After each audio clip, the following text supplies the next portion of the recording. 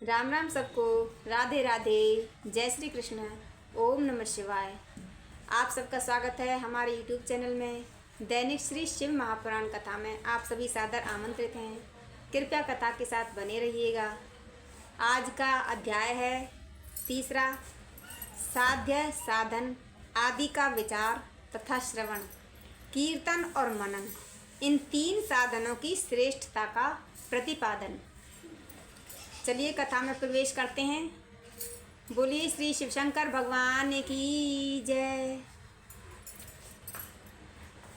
व्यास जी कहते हैं, सूत जी का यह वचन सुनकर वे सब महर्षि बोले, अब आप हमें वेदांत सार सर्वस्वरूप अद्भुत शिव पुराण की कथा सुनाइए।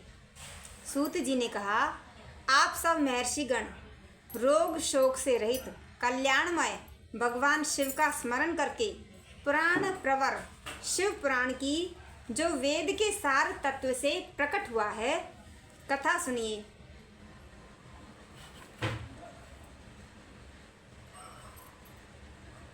शिव पुराण में भक्ति, ज्ञान और वैराग्य, इन तीनों का प्रीति पूर्वक गान किया गया है और वेदांत वेद सद्वस्तु का विशेष रूप से वर्णन है। इस वर्तमान कल्प में जब सृष्टि कर्म आरंभ हुआ था, उन दिनों 6 कुलों के महर्षि परस्पर वाद विवाद करते हुए कहने लगे, अमुक वस्तु सबसे उत्कृष्ट है और अमुक नहीं है। उनके इस विवाद ने अत्यंत महान रूप धारण कर लिया। तब वे सबके सब अपनी शंका के समाधान के लिए सृष्टिकर्ता अविनाशी ब्रह्मा जी के पास गए और हाथ जोड़कर विनय भरी वाणी में बोले, प्रभु, आप संपूर्ण जगत को धारण पोषण करने वाले तथा समस्त कारणों के भी कारण हैं। हम यह जानना चाहते हैं कि संपूर्ण तत्वों से परे परात्पर प्राण पुरुष कौन है। ब्रह्मा जी ने कहा, जहाँ से मन सहित वाणी उन्हें न पाकर लौट आती है तथा जिनसे ब्रह्मा विष्णु रुद्र और इंद्र आदि से युक्त यह संपूर्ण जगत समस्त भूतों एवं इंद्रियों के साथ पहले प्रकट हुआ है, वे ही ये देव महादेव सर्वज्ञ एवं संपूर्ण जगत के स्वामी हैं। यही सबसे उत्कृष्ट हैं। भक्ति से ही इनका साक्षात्कार होता है, दूसरे किसी उपाय से कहीं इनका दर्शन नहीं होता। रुद्र, हरि, हर तथा अन्य देवेश्वर सदा उत्तम भक्ति भाव से उनका दर्शन करना चाहते हैं। भगवान शिव में भक्ति होने से मनुष्य संसार बंधन से मुक्त हो जाता है। देवता के कृपा प्रसाद से उनमें भक्ति होती है और भक्ति से देवता का कृपा प्रसाद प्राप्त होता है। ठीक उसी तरह जैसे यहाँ अंकुर से बीज और बीज से अंकुर पैदा होता है, इसलिए तुम सब ब्रह्मऋषि भगवान शंकर का कृपा प्रसाद प्राप्त करने के लिए भूतल पर जाकर वहाँ सहस्त्रों वर्षों तक चालू रहने वाले एक विशाल यज्ञ का आयोजन करो।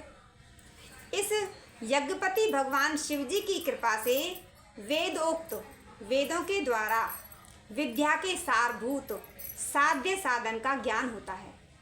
शिव पद की प्राप्ति ही साध्य है, उनकी सेवा ही साधन है तथा उनके प्रसाद से जो नित्य नैमित्तिक आदि फलों की ओर से निष्प्रह होता है, वही साधक है। वेदोक्त कर्म का अनुष्ठान करके उसके महान फल को भगवान शिव के चरणों में समर्पित कर देना ही परम परमेश्वर की प्राप्ति है। वही सालोक्य आदि के क्रम से प्राप्त होने वाली मुक्ति है। उन पुरुषों की भक्ति के अनुसार उन सबको उत्कृष्ट फल की प्राप्ति होती है। उस भक्ति के साधन अनेक प्रकार के हैं, जिनका साक्षात महेश्वर ने ही प्रतिपादन किया है। उनमें से सारभूत साधन को संक्षिप्त करके मैं बता रहा हूँ। कान से भगवान के नाम गुण और लीलाओं का श्रवण, वाणी द्वारा उनका कीर्तन तथा मन के द्वारा उनका मनन, इन तीनों को महान साधन कहा गया है। तात्पर्य तात्पर्य यह है कि महेश्वर का श्रवण, कीर्तन और मनन करना चाहिए। यह श्रुति का वाक्य हम सब के लिए प्रमाणभूत है। इसी साधन से संपूर्ण मनोरथों की सिद्धि में लगे हुए आप लोग परम साध्य को प्राप्त हों। लोग प्रत्यक्ष वस्तु को आँख से देखकर उसमें प्रवृत्त होते हैं, परंतु जिस वस्तु का कहीं भी प्रत्यक्ष दर्शन नहीं होता उसे श्रवणेंद्रिय द्वारा श्रवण सुनकर, जान सुनकर मनुष्य उसकी प्राप्ति के लिए चेष्टा करता है, प्रयत्न करता है। अतः पहला साधन श्रवण ही है।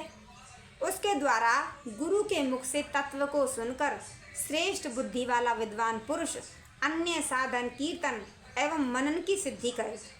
क्रमशः मनन पर्यंत मनन करने के बाद इस साधन की अच्छी तरह साधना कर लेने पर उसके द्वारा सालोक्य आदि के क्रम से धीरे धीरे भगवान शिव का संयोग प्राप्त होता है।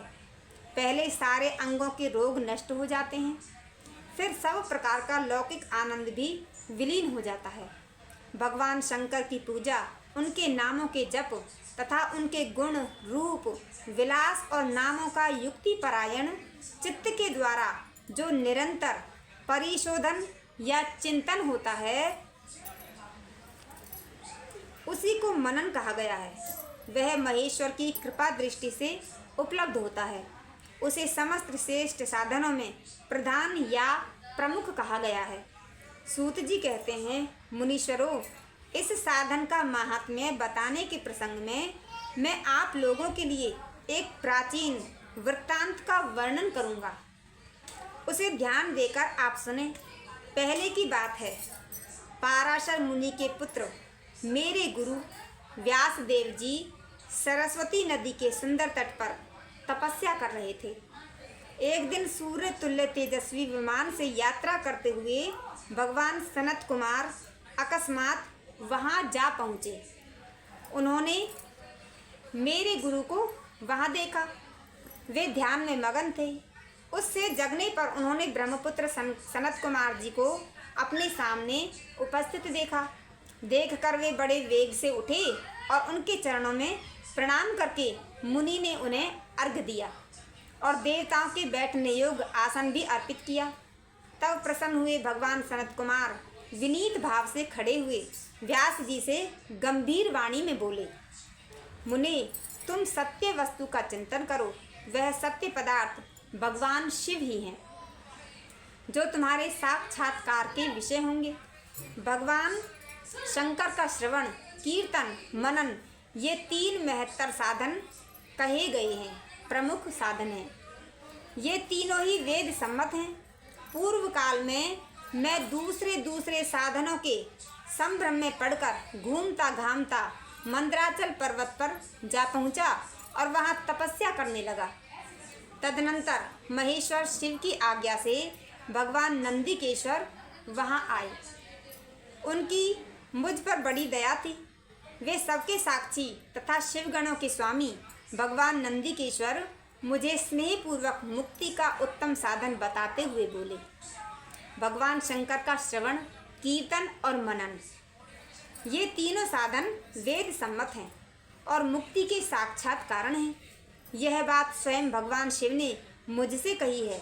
अतः ब्रह्मान, तुम श्रवण आदि तीनों साधनों का ही अनुष्ठान करो। व्यास जी ने बारंबार ऐसा कहकर अनुगामियों सहित ब्रह्मपुत्र सनत कुमार पर परम सुंदर ब्रह्मधाम को चले गए। इस प्रकार पूर्व काल के उस उत्तम वृत्तांत का मैंने संक्षेप से वर्णन किया है। ऋषि बोले, सूत जी, श्रवण आदि तीन साधनों को आपने मुक्ति का उपाय बताया है, किंतु जो श्रवण आदि तीनों साधनों में असमर्थ हो वह मनुष्य किस उपाय का अवलंबन करके मुक्त हो सकता है? किस साधनभूत कर्म के द्वारा बिना यत्न के ही मोक्ष मिल सकता है? बोलिए श्री शिवशंकर भगवान की जय। अब आज के लिए बस इतनी ही। आगे की कथा अगले अध्याय में कल श्रवण करते हैं। तब तक के लिए राम राम, राधे राधे, जय श्री कृष्णा, ओम नमः शिवाय।